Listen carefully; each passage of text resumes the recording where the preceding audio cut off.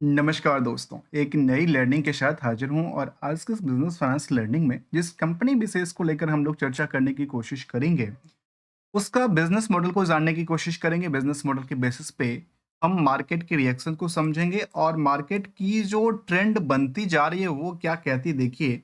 आजकल जमाना एआई का है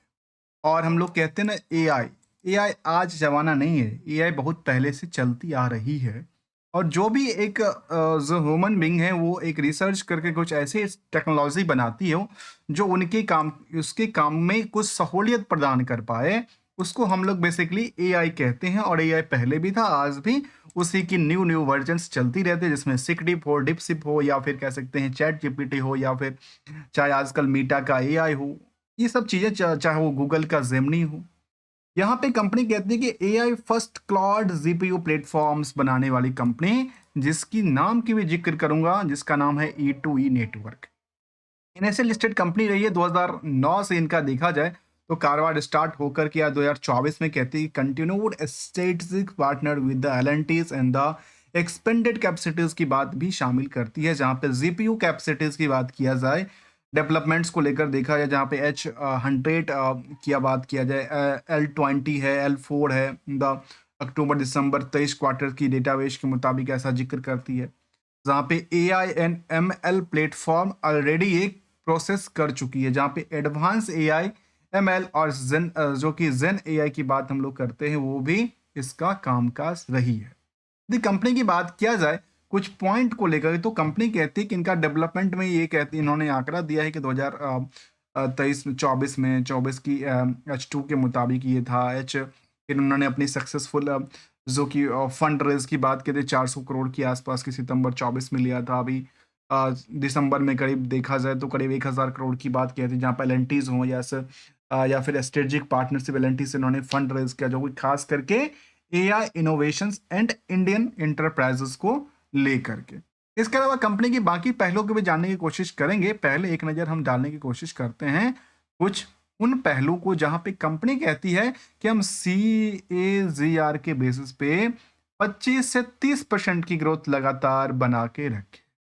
यदि यूएस डॉलर की बात करें तो कहती है top 5 nation for the AI talent को लेकर जिक्र करती है, जहां पे India is also is a part of the AI technology. और जहां पे 2023 का आंकड़ा ये थी, 2027 तक में कंपनी ये कहती है कि हम 17 से लेकर के 22 मिलियन के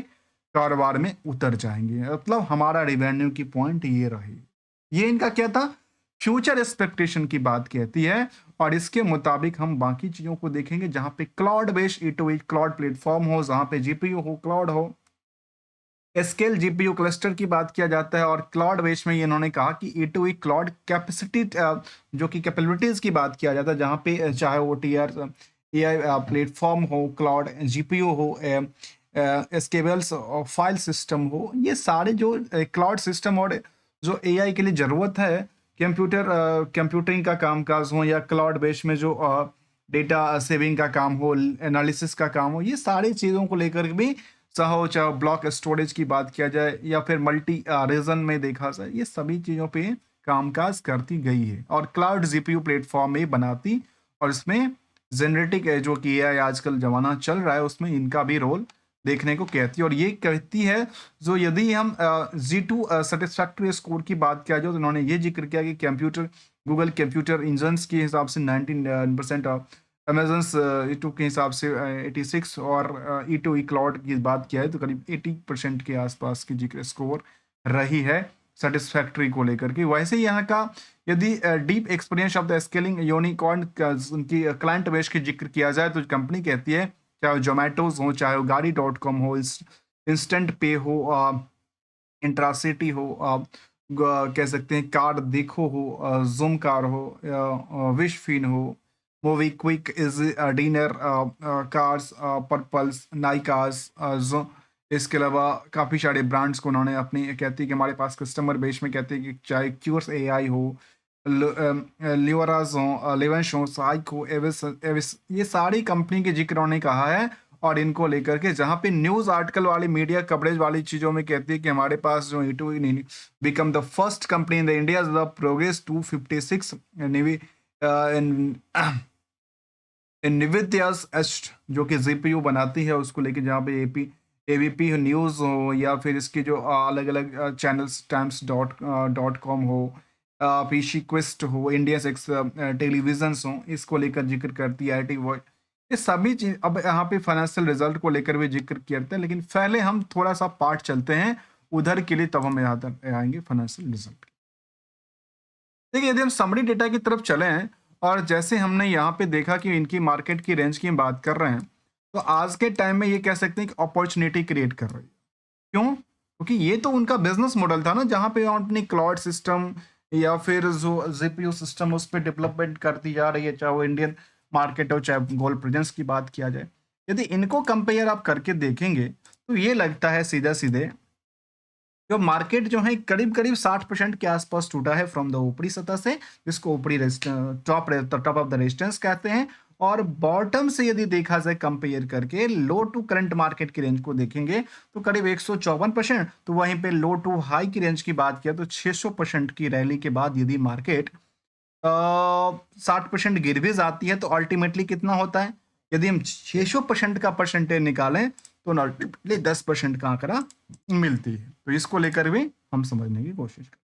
जहां प्राइस टू बुक वैल्यू के बारे में देखा है तो करीब 800% की रैली है। इंट्रिंसिक वैल्यू के मुताबिक देखा जाए तो ये कह सकते हैं 580 के मुकाबले करीब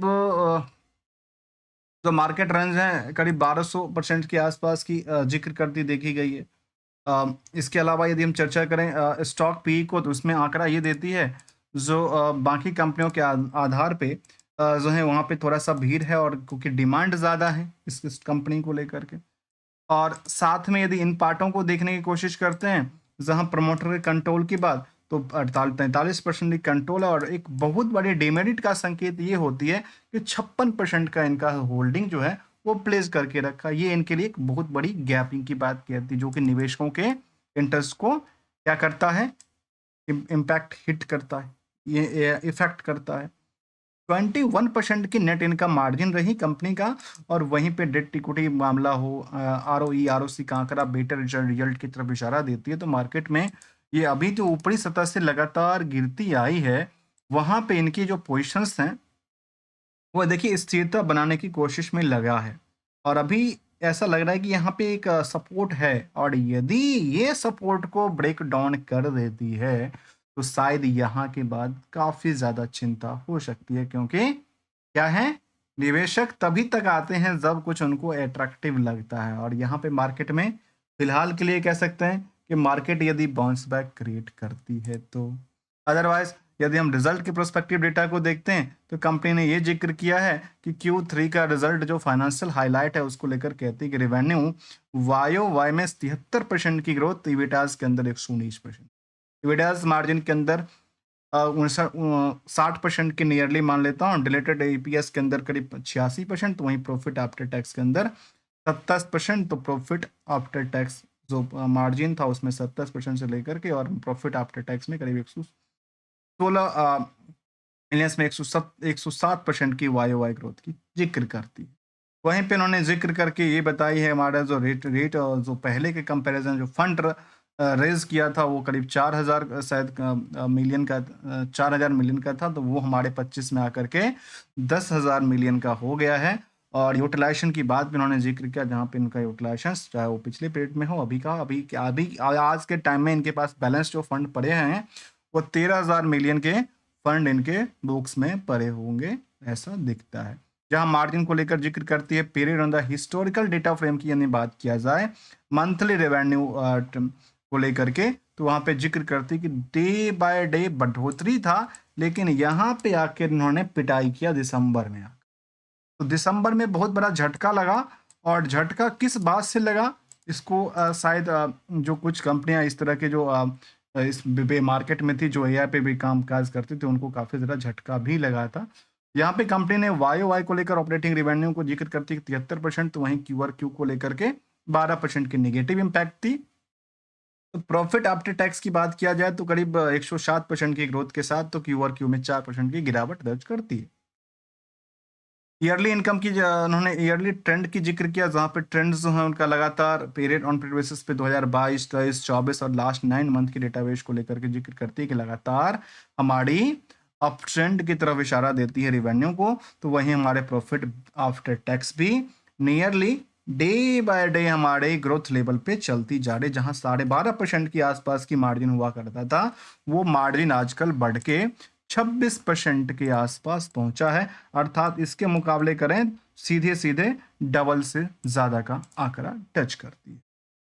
ईयरली ट्रेंड में बैलेंस शीट को लेकर जिक्र करती है कि इनका जो रिजल्ट सितंबर तक का था उसको लेकर उन्होंने जिक्र किया, जहाँ पे इनका जो जो एसेट्स था उसकी वैल्यूएशन को लेकर देखा जाए, जहाँ पे वैल्यूएशन सोचिए 2000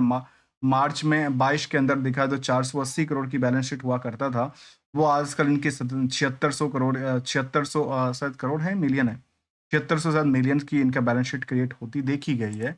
तो इनका ट्रेंड क्या था, सीजीआर के बेसिस पे अच्छी खासी ग्रोथ लेवल बनाती जा रही है, चाहे सेल्स हो, चाहे प्रॉफिट हो, चाहे स्टॉक प्राइस की रिएक्शंस हो, और रिटर्न ऑन इक्विटी इनको सपोर्ट देने के लिए लगातार बैठी पड़ी हुई है। पीयर्स से कंपेयर करते हैं तो जिसमें ओकरा फिनसर्व हो, पीवी फिनटेक हो, वो फर्ज हो, हेक्सा वेयर हो जैसी कंपनी को शामिल किया जाए, तो वहां पे उन कंपनियों के आगे यहाँ पे जो निवेशकों का इंटरेस्ट है वो काफी ज्यादा दर्ज करती है। भले ही यहाँ पे वैल्यूशंस महंगा हो, लेकिन जो कारोबार है वो उनको लेकर कहती है कि हम सटीकता से काम कर रहे हैं, क्योंकि बुक वैल्यू के कंपैरिजन में कुछ कंपनी से आज भी ये सस्ता दर्ज करती है, तो कुछ कंपनी में से कुछ महंगा दर्ज कर। जहां तक हमने हायर से लोअर की बात किया, कि हायर पोजीशन से मार्केट जो है केवल 60% टूटा हुआ दर्ज करती है, ऐसा जिक्र किया जाता है, क्योंकि वो परसेंटेज थोड़ा सा ज्यादा हो जाती है। और सोचिए जहां बॉटम से हायर में 600% की रैली हो, वहां पे थोड़ा सा गिरना स्वाभाविक सी बात हो जाती है। यदि हम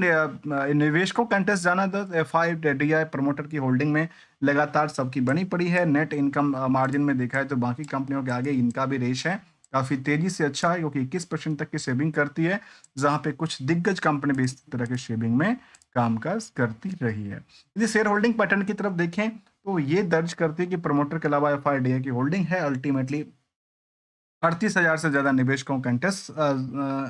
जुड़ा हुआ है। और इस कंपनी को यदि रिस्क और रिवार्ड की पॉइंट से देखा है तो रिस्क बहुत ज़्यादा भी कहता है, रिवार्ड की एक्सपेक्टेशन भी काफ़ी ज़्यादा कहती है, उसको भी एक एक निचोड़ करके कंक्लूजन की तरफ ले आ सकते हैं। और उसका कंक्लूजन का निचोड़ ये कहता है कि यहाँ पे मार्केट में स्थिरता यदि बनाती है, क्योंकि पिछले कुछ दिनों के आप चार्ट को देखेंगे तो यहाँ पे आकर के मार्केट में जो अनिश्चितता थी उसको स्थिरता बनाने काम है, तो सेम रेंज में सेम प्राइस रेंज में इसका ट्रेंड देखा गया है। जब भी टारगेट के हिसाब से आपकी खुद की प्रॉफिट बनती हो तो कहते हैं इस तरह के ट्रेंड को कहते हैं पार्शियली प्रॉफिट बुकिंग करना। और उसको जब ट्रेंडिंग लगातार अपने विपरीत चलती देखी जाए तो लॉस बुक करना ही बेहतर होता है, अदरवाइज कब तक जाएगा कितना जाएगा वो अनसर्टेनिटी की बात कहती है India top provider of the advance cloud GPU system बनाती है, जिसमें NVIDIA A2020 वाली चीज जो क्लाउड सिस्टम होती है उसमें इनका कारोबार रहा है। तो ये कुछ पहलू था, हमने समझने की कोशिश किया और जो इस कंपनी को लेकर के जानने की कोशिश किया। एज ऑन टाइम फ्रेम कह सकते हैं कि फाइनेंशियल फंडामेंटल ठीक है, कारोबार ठीक ठाक करती है, 4000 करोड़ की मार्केट कैप है, भले थोड़ा सा मार्केट में इसकी स्टॉक प्राइस थोड़ा सा महंगा दर्ज करती है। यदि बिजनेस ठीक ठाक करती रहे तो शायद उसमें कोई फर्क नहीं पड़ता है, विदाउट कोई ट्रेडिंग और एडवाइजरी और नॉट कोई। Thanks for the joining us दोस्तों, मिलेंगे कुछ नई लर्निंग के साथ, तब तक के लिए